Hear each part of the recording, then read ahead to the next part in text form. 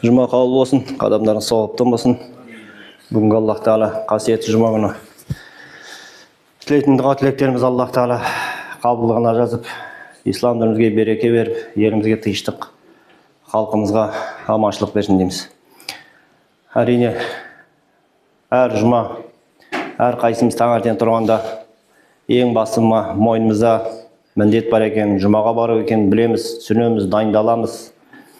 Соған дәретімізді алып, жуынып, Алла Тағала жұмаға барып, дұға тілеміз қабыл қылса екен, құлшылық ибадатымызды қабыл қылса екен деп тілейміз. Соның баршасы Алла Тағала періштең әмин етіп, Алла қабылдығына жазсын.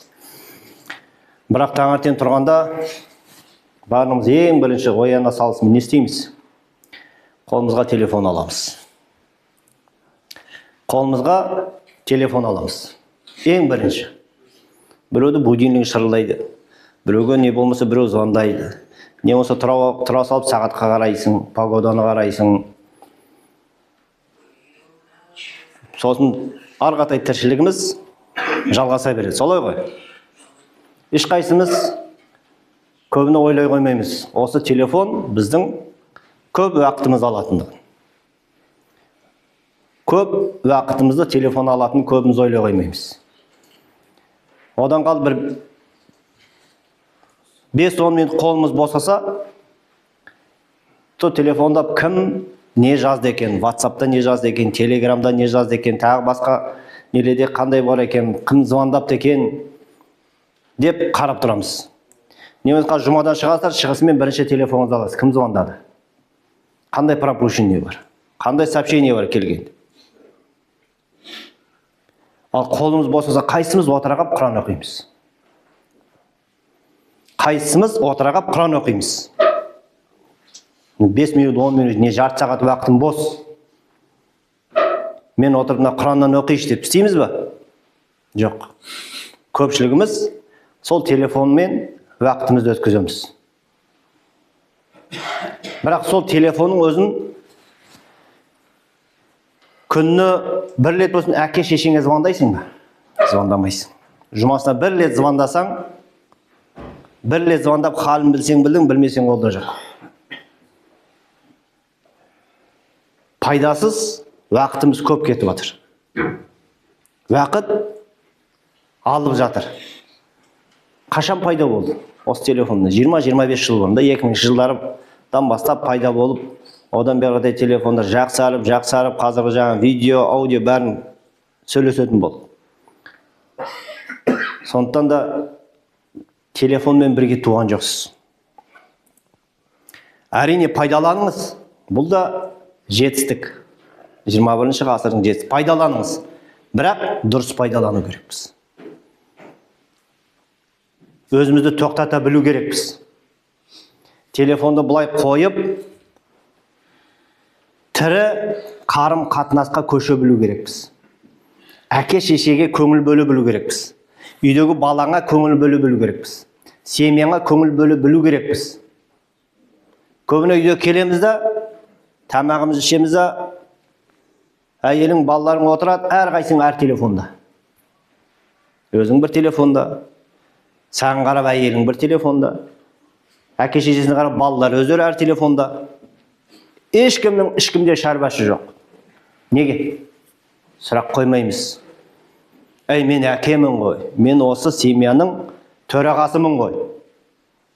Деп кешке бір сағат көңіл бөлеміз бе балаларға? Жоқ. Неге бөлмейміз? Біздің міндетіміз тәрбиелеу. Міндет тек қана дүниеге әкелу емес, балаға тәрбие беру. Тәрбие қалай беріледі? Балаңмен бұлай өтіп сөйлессең тәрбие бересің. Бүгін күнің қалай өтті? Оқуыңа қалай барып келдің? Не істедің? Үйдің ішіне қандай шаруа істедің? Сабағыңды оқыдың ба? Жақсы. Ал енді кел намаз оқиық. Дейміз ба балаңа? Жоқ. Өзің ана жаққа кіресің де ақыры намазыңды оқисың. Әйеліңді, балаларыңды, келіңдер, тұрыңдар артымдан. Біз бір семьямыз. Ертең сендерге мен жауап беремін. Деп балаларымызды шақырамыз ба? Жоқ. Сен азан шақырып атасың, намаз оқып атасың. Мына жақта балаң, балаларың телефонда біреу кино көріп атады, біреу новость көріп атады, біреу тиктокта отырады, біреу тағы бірдеңеде. Біз бір сөз айтпаймыз. Кәне сонда біздің тәрбие, әкелік тәрбиеміз қайда берген балаға? Ертең жауап береміз. Алланың алдында жауап береді. Әке шешесі баласына тәрбие берді ме, жоқ па? Семьяңда сен қандай тәрбие көрсеттің? Намазды үйреттің ба? Дін жайлы айттың ба? Алланың бар екендігін түсіндірдің ба? Пайғамбарымыздың кім екенін айттың ба? Осының бәрі сұралады. Өйткені Аллах тағала айтып, қиямет күні, қиямет қайым күні бір уақыт бар, бір кез бар дейді. Балалары әке шешесінің бетінен тырнайтын кез бар дейді. Балалары әке шешесінің бетінен алатын, бетінен тырнайтын кез бар дейді. Не үшін? Сен маған Алла бар екенін айтпадың деп. Сен маған дінімізді үйретпедің. Сен маған мына кітапты, Құранды оқытпадың. Намазың қадір қасиетін айтпадың. Деп балалары әке шешесінің бетінен алатын күн бар, қиямет қайым күні деп тұр. Ал біз не істеп жүрміз? Қай әке шеше баламызға көңіл бөліп жүрміз? Баламыз қарны тоқ па? Үстінде киімі бар ма? Ұйықтайтын жер бар ма? Болды. Соған мәзбіз. Өссе үйлендірдік, машина әпердік, квартирасын әпердік, мәзбіз. Ай, ол намаз оқи ма, жоқ па? Көңіл бөлмейміз. Өзімізге сұрақ қоймаймыз. Мен не істеп жүрмін? Мен қандай әкемін?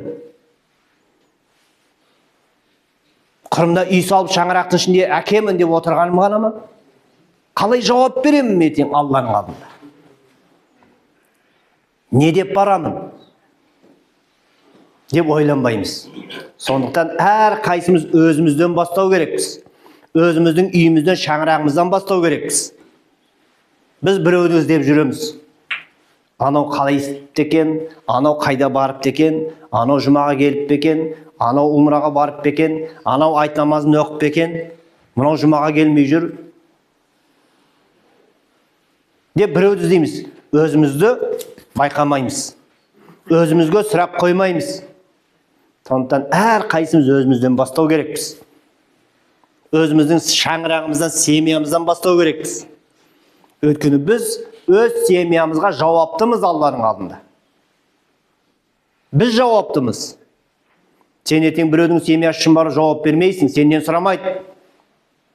Сен ана семьяға неге барып айтпадың деп.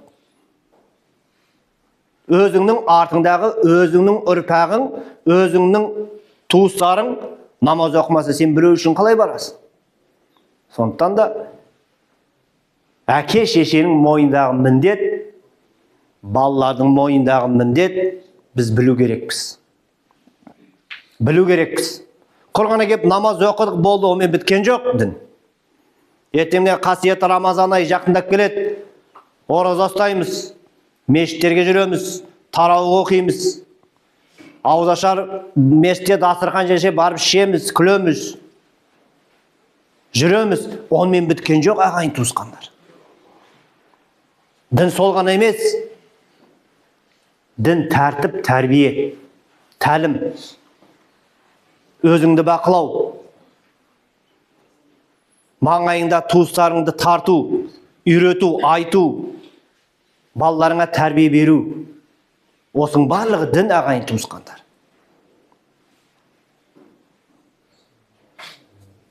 Ішкен жеген тамағымыз, киген киіміміз барлығы да. Намаз оқитын жеріміз, осының барлығы біздің дін. Бір-бірімізге қарым қатынасымыз, бір-бірімізді сыйлай білгендігіміз, бір-бірімізді тыңдап, сөзге тоқтай білгендігіміз, осы дін біздің. Біз намаз оқып шығып, бір-бірімізді сыйламасақ, қане біздің мұсылманшылығымыз? Бір-бірімізден ұрысып атсақ, біреу тоқтатса оған тоқтамасақ, қане біздің мұсылманшылығымыз? Бір-бірімізді алдап атсақ, қане біздің мұсылманшылығымыз? Сондықтан да осының барлығы да біздің дініміз, біздің тіршілігіміз, Біздің құлшылық ибадатымыз. Көбіміз ойлаймыз, келді, намаз уақыты келді, уақытында намазымды оқыдым, шықтым, болды, не істесем осы деймін. Менде шаруаларың болмасын. Жоқ, дұрыс емес. Дұрыс емес. Біз өзімізді тоқтата білу керекпіз. Алладан қорқу керекпіз. Алладан қорқу керекпіз. Бір-бірімізді сыйлау керекпіз. Адамнан адам қорқпайды. Адамды адам сыйлау керек. Біз Алладан қорқу керекпіз. Неге? Алланың алдына барамыз. Аллах Тағала айтыр, менің алдыма келгенде өздерің ұялмайтындай, сендерің мына жүздерің қызармайтындай осы дүниеде тіршілік жаса деп тұр. Ертең алдыма келесің деп тұр. Амал дәптеріңді ашасың, оқисың, сол уақытта сен өзің ұялма. Расында да мынаны мен істедім бе? Өзің оқып тұрсың Алланың алдында. Сондықтан менің алдыма келгенде деп тұр Аллах Тағала, өзің ұялмайтындай осы дүниеде тіршілік жаса деп тұр. Жүзің қызармайтындай осы дүниеде тіршілік жаса деп тұр. Сондықтан да тек қана саны емес, сапасы болу керек. Мешіттеріміз ашылып жатыр, альхамдулилла ашылды. Енді оның саны емес, сапасы керек. Альхамдулилла, осыдан 10 жылға бұрынғы қарағанда жастарымыз мешітке келіп жатыр, оның саны емес, сапасы керек. Ол сапаны кім күшейтеді? Сіздер мен біздер. Біз соны балаларға, жастарға жеткізе білсек, дініміздің қандай қасиетті екенін, дініміздің қандай қадірлі екенін, намаз оқығанда қандай қадір қасиет бар екендігін, үлкенді сыйлағанда қандай қадір қасиет бар екендігін, бір-бірімізді сыйлап құрметтегенде қандай қадір қасиет бар екендігін, соны балаларға, жастарға көрсете білсек, айта білсек, түсіндіре білсек, міне сол соның сапасы. Сол ертең біз пайғамбарымызбен бір қатарда тұрғымыз келсе, жәннаттан орын алғымыз келсе, жұмаққа кіргіміз келсе, тозақтың отына күйгіміз келмесе, өзіміз істеу керекпіз. Өйткені әр қайсымыз өзіміз үшін өзіміз жауап береміз. Біреу үшін біреу жауап бермейді. Сондықтан мына телефонмен уақыттарыңызды көп бос кетіре бермеңіздер. Кішкене уақыт бөліңіздер. Семьяларыңызға, балаларыңызға уақыт бөліңіздер. Бір жарты сағат, 1 сағат болсын кешке отырып сөйлесіңіздер. Тірі сөзбен сөйлесіңіздер. Қазір тірі сөзбен сөйлесу кетіп барады. Тірі сөзбен сөйлесу кетіп барады. Мәміле жоқ. Әке мен баланың арасында жоқ. Ана мен қызының арасында жоқ. Өйткені бәрі мына телефонда отырмыз. Кешке үйіңізге келсін, қараңызшы өзіңіз. Үйіңізге келгесін, кешке қараңызшы. Кім қандай халде отыр? Өзің қандай халде отырсың? Әйелің қандай халде отыр? Балаларың не істеп отыр? Қарашы. Түсінесің сол уақытта. Сол уақытта түсінесің рас екендігін. Бірақ оны құр ғана қарап қою керек емес, соны түзеу керекпіз. Дұрыстау керекпіз. Үйдің ішіндегі атмосфераны дұрыстау керекпіз. Ол әкенің мойнындағы міндет. Үйленгенде, неке қиғанда имамдар айтқан шығар, қандай міндетің бар екендігін. Бірақ сол міндетті біз көбіміз білмейміз. Ойлаймыз, жұмысқа барып келдім, кешке пакетпен продуктын әкелдім, әйеліңе бердің, міне, әйелің тамағын пісірді, алдың әкелді, іштің, бардың, жаттың. Жоқ, ол сенің тіршілігің. Бірақ мойныңдағы міндетің семьяңда тұрғана пакетпен үйге продукт әкеп беру емес, мойныңдағы міндетің тек қана жұмысқа барып келу емес, мойныңдағы міндетің үйіңдегі балаларға көңіл бөліп қарау, оларға тәрбиелеу, оларға дініміз жайлы айту, бұл дүниенің уақытша екендігін түсіндіру, намаздың қадірін, қасиетін түсіндіру, оразаның қадір қасиетін түсіндіру. Мына Құран кітап құрбылай тұрмай, үйінде кішкене ашып, бір жарты сағат оқып көңіл бөлу. Неге істемейміз оны? Істемейміз. Істемейміз. Шаршадық деп жатамыз. Құран оқыш, бүкіл шаршағаның басылады. бір жарты сағат Құран оқыш, тым болмаса 2 сөйлеп оқыш, Құранның бетін ашып. Қандай неғмат сауап бар екенін түсінесің. Үйіңе қандай ырыс береке кіргенін өзің түсінесің. Бір жұмадан кейін түсінесің. Бір айдан кейін сен үйіңе келіп Құран оқымайынша жата алмайсың сосын. Бір ай істеш, бір айдан кейін мына Құранды ашып оқымайынша үйіңе келдің, ашып оқымайынша жата алмайсың. Ол Құранның қасиеті. Ол Құранның қасиеті. Қалай шаршап кетсін де үйіңе келдің, намазыңды, иша намазыңды оқымай жатпайсың ғой. Қалай шаршап кетсең де, сен дәретіңді аласың, намазыңды оқып бірақ жатасың. Қазір ұйықтап қалам дейсің. Сол сияқты Құранды да ашып оқып үйреніңіздер ағайын туысқандар. Үйіңіздің үшін нұрландырыңыз. Өз үйіңізге береке кіргізіңіз. Біз жұмысымыз жүрмей жатса, біреуді кінәлап, жұмысым жүрмей жатыр деп ойбай-сап көшеде жүреміз. Ауырсақ ойбай-сап больницаға жүгіреміз. Бірақ Алланың беріп тұрған неғматын, жақсылығын, қадірін, қасиетін біз түсінбейміз. Берекесін түсінбейміз. Береке осы Құранда. Береке намазда. Береке сенің семьяңның ішіндегі балаларыңа берген тәрбиеңде. Береке сенің әке бола білгеніңде. Тек қана тудыру емес, оған тәрбие болып әке болу. Тек қана ер адам болып жүру емес, сол семьяның шаңырақтың төрағасы бола білу. Ертең қиямет қайында жүзің қызармау, Алладан ұялмау. Пайғамбарымыздың қатарында бірге тұруға тырысу. Жәннаттан орын, жақсы орын алуға тырысу. Біздің осы дүниедегі мақсатымыз, міндетіміз. Біз күніміз өтсе соған мәз боламыз. Бүгін күніміз өтті. Міне бір ай өтті. Міне бір жыл өтті деп. Қиямет қиянға жақындап келе жатқанымызды көбіміз ұмытып кеттік. Күніміз өткен сайын, жылымыз өткен сайын қиямет қиянға жақындап келеміз.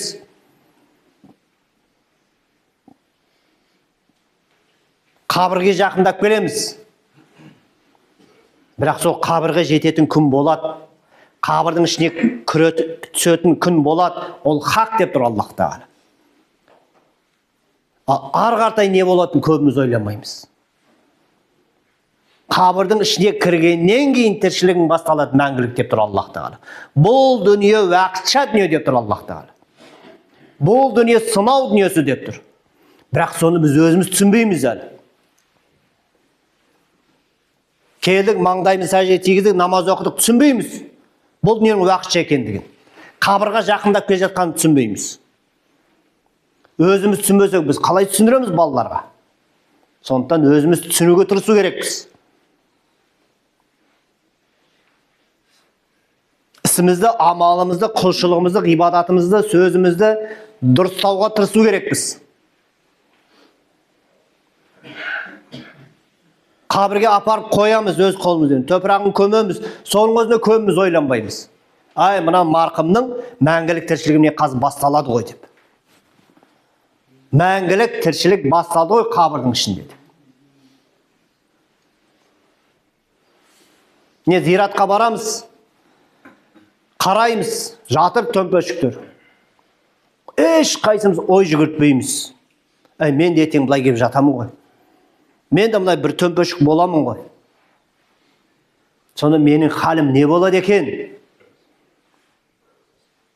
Қалай жауап береді екен? Деп ойланбаймыз. Әр қайсымыз ойлаймыз, менің тіршілігім дұрыс. Менің тіршілігім жақсы. Менің өз күнім өтіп жатыр. Деп, әр қайсымыз өзімізді ақтаймыз. Бірақ бұның баршасы қабірдің ішіне кіргенде көреміз. Біз тіршілігіміз солай болды ма екен, жоқ па екен? Дұрыс дедік пе екен, жоқ па екен? Күнәміз бар ма екен, жоқ па екен? Сауабымыз көп па екен, жоқ па екен? қабірдің ішіне кіргенде көреміз. Бірақ кеш деп тұр Аллах Тағала. Одан ешқайсымыз шықпаймыз бері қарай. Қабірден біз қалай сұрасақ та, қалай сұрасақ та ешқайсымыз шықпаймыз. Бұл дүниеге екі рет келу жоқ. Бір-ақ рет бұл дүниеге келеміз, бір рет осы дүниеден өтеміз. Сол уақытша емтихан, сынау дүниесінде әр қайсымыз Алланың сеніп, құлшылық ибадатымызды жасап, пайғамбарымызды пайғамбар екендігін біліп, Құранды Құран екендігін біліп оқып, бір-бірімізді сыйлап, құрметтеп, әке-шешені сыйлап, құрметтеп, балаларға, жастарға жақсы тәрбие беріп, өтуге тырысу керекпіз.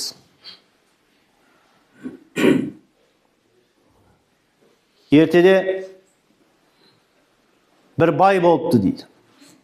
Дүниеден өтерінің алдында екі баласы бар екен, сол екі баласын шақырып айтады: "Әй, менің уақытым жақындады. Ертең мен бұл дүниеден өтемін.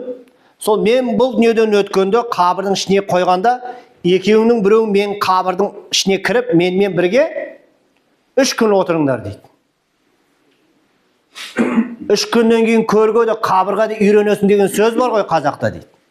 3 күннен кейін көрге де үйренесің. Сол мен көрге үйренгенше біреуің менің қасымда отырыңдар дейді.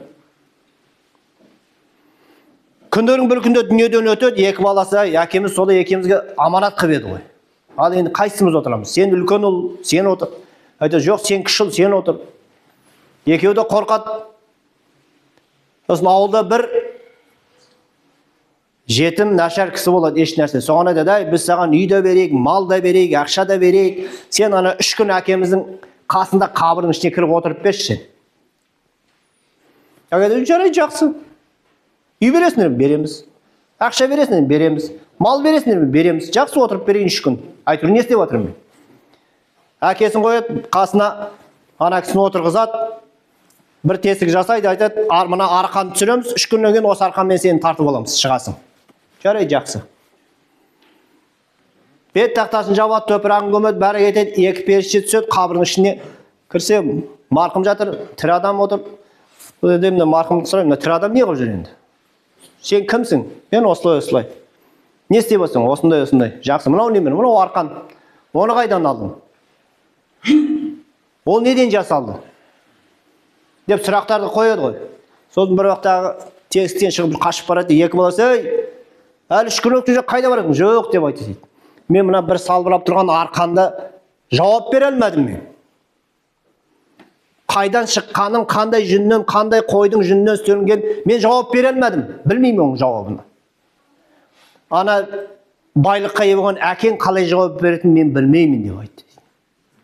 "Мен бір арқанға жауап бере алмадым" деп айтты. Сондықтан ағайын туысқандар, ойламаңыздар. Қабірдің ішіне түсерміз, жауапты да берерміз. Оңай болмайды жауап беру. Жауап беру оңай болмайды. Сондықтан да кішкене тіршілігімізді түзейік, құлшылық ибадатымызды түзейік, бір-бірімізді сыйлап құрметтейік. Мұсылман екенбіз, мұсылман екендігімізді, рас, адал, хақиқи мұсылман екендігімізді көрсете білейік. Мұсылман қандай болу керек екенін көрсете білейік. Әр қайсымызға қарап, мынау мұсылман екен, ислам діні қандай дін екен деп сүйсініп, басқа адамдар дінді алуға, дінге кіруге себепші болайық. Өйткені осының баршасында ертең Аллах Тағала сұрайды бізден. Келген қадамдарың сауапты болсын, жұма қабыл болсын. Аллах Тағала дінімізге қайыр береке беріп, мешіттерімізге құт береке беріп, жамағаттарымызға, саптарымызға күннен-күнге көбеюге Алла нәсіп қылсын. Алдымызға міне келген қасиетті Рамазан айы, көп уақыт қалған жоқ. Қасиетті Рамазан айы міне 20 шақты күн қалды, 18 күн ұстап өткізуге Алла нәсіп қылсын дейміз. Аллаша биылғы жылы 18 февраль ниетке кіреміз. 19 февраль Рамазан айының 1-ші күні. Пітір садақа 150 теңгеден кісі басы. Естеріңізде болсын. Жақсы, Алла тауфиқ хидайет береке берсін. Азан.